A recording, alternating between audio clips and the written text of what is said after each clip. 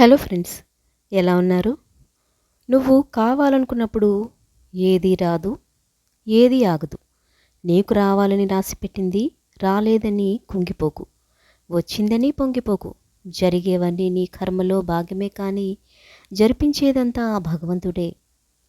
గొప్ప దాంపత్యం అంటే తన వద్ద ఏమీ లేనప్పుడు నీతో నేను ఉన్నాను అని భరోసా ఇచ్చే భార్య. వృద్ధాప్యంలో నీకు నేనున్నాను అని అండగా నిలిచే భర్త ఉండడమే. భార్యాభర్తల బంధం అనేది రెండు హృదయాలకు సంబంధించింది. మూడో వ్యక్తి జోక్యానికి తావు ఇవ్వకూడదు. భరించలేని బంధం కాదు భార్యాభర్తల బంధం. కట్టె కాలేదాకా ఒక్కటిగా ఒకరి కోసం ఒకరు కలిసి బ్రతికే బంధమే భార్యాభర్తల బంధం. ఎండాకాలంలో ఆ సూర్యుడిని తిట్టిన వాళ్ళే చలికాలంలో ఆ సూర్యుడి రాక కోసం 1000 కళ్ళతో ఎదురుచూస్తారు. అలాగే ఈరోజు మన జీవితంలో మనల్ని కాదని వెళ్ళిపోయిన వాళ్ళే ఏదో ఒకరోజు మనం లేని లోటు తెలుసుకొని మనల్ని వెతుక్కుంటూ మరీ వస్తారు. కాబట్టి వారు వెళ్ళిపోయారు అని బాధపడకుండా సమయం కోసం వేచి చూడు. తులం బంగారం అక్కా చెల్లెల్ని విడదీస్తుంది. గజం స్థలం అన్నాదమ్ములను దూరం చేస్తుంది. 3 అంగుళాల నోటు ఎంత గొప్ప మనిషి అయినా ఒక ఆట ఆడిస్తుంది. 6 అంగుళం నాలుక 6 అడుగుల మనిషిని గాయపరుస్తుంది. చిన్నదే కదా అని చులకనగా చూస్తే మరిచిపోలేని బాధనిస్తుంది. జాగ్రత్త. ఇల్లు కట్టేటప్పుడు దేవుడి కోసం ఒక గదినే కేటాయిస్తున్నాం. ఒక ఇల్లు అద్దెకి తీసుకుంటున్నప్పుడు దేవుడి కోసం ఒక గది కాకపోయినా ఒక చిన్న సెల్ఫ్ అయినా ఉండాలని వెతుక్కుంటాం.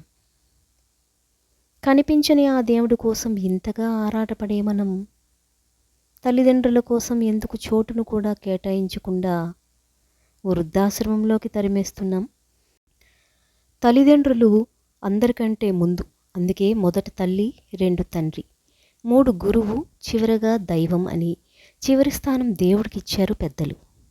జీవితంలో నువ్వు ఏం సాధించావని అడిగితే 1 కోటి రూపాయలు సంపాదించాను అనేవాడికన్నా తల్లిదండ్రులను కన్నీరు కార్చకుండా చూసుకున్నాను అనేవాడే నిజమైన ధనవంతుడు.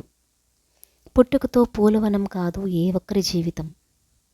అందరి జీవితాలు పడిలేచే బ్రతుకులే.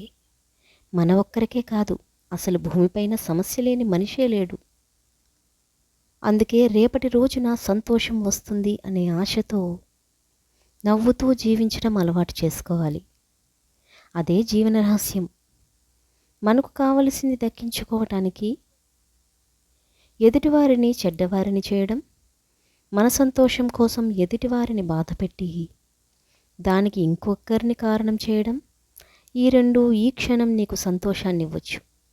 కానీ అవి రేపటి నీ పతనానికి నువ్వు వేసుకుంటున్న పునాదులే అని నీకు తెలిసే రోజు ఒకటి వస్తుంది, మర్చిపోకు. ఒక పూట తినకపోతే తట్టుకోలేడు. ఎక్కువ తింటే అజీర్తి, తక్కువ తింటే బలహీనత. నీరు తాగకపోతే, గాలి పీల్చకపోతే బ్రతకలేడు. శరీరం ఒక 2 డిగ్రీల వేడి పెరిగితే జ్వరం, గుండె ఒత్తిడి పెరిగితే హై బీపీ, తగ్గితే లో బీపీ, తగిలితే నొప్పి, కాలితే మంట, చలికి వణుకుతాడు. ఎండకు నీరసపడిపోతాడు, నిద్రపోకపోతే అలసట. అతి నిద్ర, ఊబకాయం అన్నీ బలహీనతలే. అయినా గర్వం మాత్రం తగ్గదు. ఎదుటివాడిపైన ద్వేషం తగ్గదు. వాడే మనిషి. మనిషి ఎంత తెల్లగా ఉన్నా నీడ మాత్రం నల్లగానే ఉంటుంది.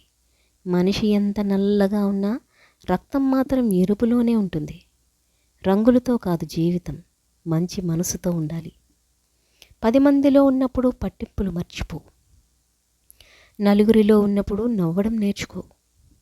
ఆనందమైన వాళ్ళందరితో పంచుకో. కష్టాల్లో ఉన్నప్పుడు కన్నీళ్లు ఓర్చుకో. చేసేది తప్పు అని తెలిస్తే అలవాటు మార్చుకో. గతం చేసిన గాయాలను మరిచిపో. ముందున్న గమ్యాన్ని చేరుకో. మనిషి జీవితం అంటేనే ఒక యుద్ధమని తెలుసుకో. ఏ క్షణంలో ఏం జరుగుతుందో తెలియని జీవితం. మనతో ఉన్నప్పుడే పంచుకోవాలి మాటలు. పంతాలతో పట్టింపులతో పెంచుకోకూడదు దూరాలు. వదులుకోకూడనివి బంధాలు, బంధుత్వాలు. దూరమైతే భరించలేనివి ఆ క్షణాలు. అందుకే ఎల్లప్పుడూ ఉండాలి పలకరింపులు. కానీ నిన్నుగా నమ్మిన వారికి ప్రాణమిచ్చేయి. నిన్ను వదిలిపోయే వారికి దారి ఇచ్చేయి. ఆలయంలోకి వెళ్ళి బయటికి వచ్చేటప్పుడు బూడిద విభూది అవుతుంది. నిమ్మపండు ఇంటికి దిష్టికి ధైర్యం అవుతుంది. నీళ్లు తీర్థమవుతాయి, అన్నం ప్రసాదమవుతుంది. ఇలా అన్నీ మారుతాయి, కానీ ఆలయంలోకి వెళ్ళి మారకుండా వచ్చేది మాత్రం కేవలం ఒక మనిషి మాత్రమే. నీ జీవితంలో పరిచయమైన ప్రతి వారికి రుణపడి ఉండు. ఎందుకంటే జీవితంలో నువ్వు ఎలా బ్రతకాలో కొందరే నేర్పిస్తారు, ఎలా బ్రతకకూడదో మరికొందరు చూపిస్తారు. చీకటి చీకటి అని 10,000 సార్లు మొత్తుకున్నా చీకటి పారిపోదు, దానికి దీపం వెలిగించాలి. జీవితం కూడా అంతే.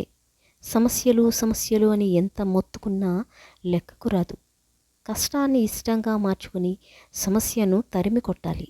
నిరంతరం కష్టపడటం చేతకాని వారు, సమస్యను చూసి భయపడేవారు మాత్రమే దైవాన్ని కాలాన్ని నిందిస్తూ బ్రతుకుతారు. ఒకసారి పుస్తకం రాయడం పూర్తి అయిపోయాక అదే పుస్తకంలో మళ్ళీ తిరిగి ఎలా రాయలేమో, అలానే జీవితం చివరి అంకంలో మళ్ళీ అదే జీవితం తిరిగి పొందలేము. అందుకే మీ జీవితం అనే పుస్తకంలో ఆత్మస్థైర్యంతో అడ్డంకులను తొలగిస్తూ, అందంగా ఊహాగానాలు చేసుకుంటూ, ఆహ్లాదంగా రాస్తూ, ఆనందంగా జీవించటానికి ప్రయత్నించండి. బంధం నిలబడాలంటే అతిగా ఉండాల్సింది డబ్బు కాదు, ప్రేమ. అతి తక్కువగా ఉండాల్సింది సహనం కాదు, కోపం. ఉండకూడనిది అనుమానం, ఉండాల్సింది నమ్మకం. వైద్యుడు లేని సమాజం ప్రాణం కోల్పోతుంది. ఉపాధ్యాయుడు లేని సమాజం జ్ఞానం కోల్పోతుంది. డబ్బుతో కొనలేనివి ప్రాణం మరియు జ్ఞానం. ఆడదానివి ₹1 పోగేసుకోలేవు. తోడు లేకుండా నిన్ను నువ్వు కాపాడుకోలేవు. నువ్వు ఎలా ఇంటి పని పోషిస్తావు అని అంటారు, కానీ మగాడు తెచ్చే డబ్బులను నెలంతా పొదుపుగా ఎలా ఖర్చు చేయాలో, భర్త తెచ్చిన చిన్న మొత్తంతో తన కుటుంబాన్ని ఎలా పోషించాలో తెలిసిన మొదటి వ్యక్తి ఆడది. ఆడదాని మనసు సముద్రమంత లోతు. అర్థం చేసుకోవడం కష్టం అంటారు, కానీ అసలు అర్థం చేసుకునే ప్రయత్నం చేస్తేనే కదా అర్థమయ్యేది. ఆడదాని మనసు అద్దం లాంటిది. నీవు ఎలా చూస్తే అలానే కనిపిస్తుంది. నీ కష్టాలు నీకు ఎలా బ్రతకాలో నేర్పిస్తాయి. ఎవరిని నమ్మాలో ఎవరిని నమ్మకూడదో అర్థమయ్యేలా చేస్తాయి. అందుకే కష్టాలు వచ్చినప్పుడు నేర్చుకోవటానికి ప్రయత్నించు, పారిపోవడానికి ప్రయత్నించకు. సముద్రంలో నుంచి ఒక గ్లాసు నీళ్లు తీసినంత మాత్రాన దాని విలువ తగ్గదు. అలాగే మన గురించి తెలియని వాళ్ళు మనల్ని ఏదో అన్నంత మాత్రాన మన విలువ తగ్గదు. బాధపడాల్సిన అవసరం లేదు. చెట్టు మీద ఉన్న పక్షికి పడిపోతానేమో అన్న ఆలోచన ఉండదు. ఎందుకంటే చెట్టు కొమ్మలపై కంటే దాని రెక్కల మీద దానికి నమ్మకం ఎక్కువ. అలాగే నీ మీద నీకు నమ్మకం ఉన్నంత వరకు నువ్వు దేనికి భయపడాల్సిన పని లేదు. ప్రతి పనిలోనూ విజయం నీకు దాసోహం అంటుంది. నిద్రలో కనే కలలు ఎప్పటికీ నిజం కావు. ఏ కల కోసమైతే నువ్వు నిద్రను వదులుకుంటావో అవే నిజమవుతాయి. గెలుపంటే ఆస్తులు అంతస్తులు కూడబెట్టడం కాదు, మనుషుల మనసులు గెలుచుకోవడం. బంధమంటే అన్నీ బాగున్నప్పుడు కలిసి ఉండటం కాదు, ఏమీ లేనప్పుడు కూడా తోడుగా నిలబడటం. స్నేహం అంటే ఆనందంగా ఉన్నప్పుడు చేతులు కలపడం కాదు, కష్టాలలో ఉన్నప్పుడు నేను ఉన్నానంటూ చేయూతనివ్వడం.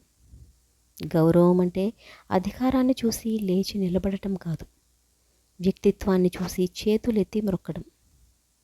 విలువలంటే జనాల కోసం మాటలు చెప్పి తప్పించుకోవడం కాదు, జన్మంతా విలువల కోసం కట్టుబడి ఉండటం. సుగ్రీవుడికి సొంత అన్ననే శత్రువు, పాండవులకు పెదనాన్న కొడుకులే శత్రువులు, శ్రీరాముడికి పినతల్లే శత్రువు. మన రామాయణ మహాభారత చరిత్రలే చెబుతుంది మన సొంత వారే మనకు శత్రువులని. అందుకే మన అనుకునే వారితో జాగ్రత్తగా ఉండాలి అని చెప్పకనే చెప్పారు పెద్దలు. కాలి మన ఇంటికి కనిపించకపోయినా మనకు ప్రాణం పోస్తుంది. అలాగే మనం చేసే మంచి పనులు 10 మందికి తెలియకపోయినా పర్వాలేదు, కానీ మనం చేసే సహాయం వల్ల ఒకరి జీవితంలో అయినా సంతోషం వస్తే అదే చాలు. గర్వం ఒక్కటి చాలు సర్వం కోల్పోవటానికి. కోపం ఒకటి చాలు ఆప్తులను కోల్పోవటానికి. ధైర్యం ఒకటి చాలు గెలిచి చూపించడానికి. చిరునవ్వు ఒకటి చాలు ఎందరినో మిత్రులుగా చేసుకోవటానికి. మన బ్రతుకు తెరువు కోసం ఎంత దూరమైనా వెళ్ళాలి. ఎవడో ఏదో అన్నాడని ఒకే చోట ఉండిపోకూడదు. వినేవాడు ఉంటే ప్రతి ఒక్కరూ నీతులు చెప్పేవారే.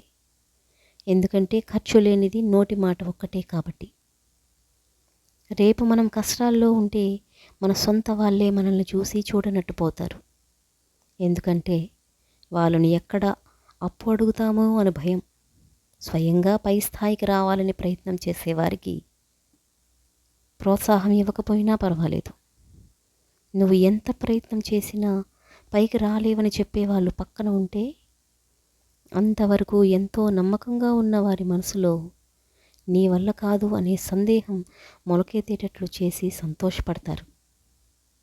ఎప్పుడూ అలాంటి వారి మాటలు పట్టించుకోకుండా మనం చేసే ప్రయత్నం చేస్తూనే ఉండాలి. అప్పుడే మనం అనుకున్నది చేసి చూపించగలం. ఒకవేళ చిన్న ఆటంకం వచ్చినా దానిని సరిచేసుకొని మన స్థాయిని పెంచుకోగలం.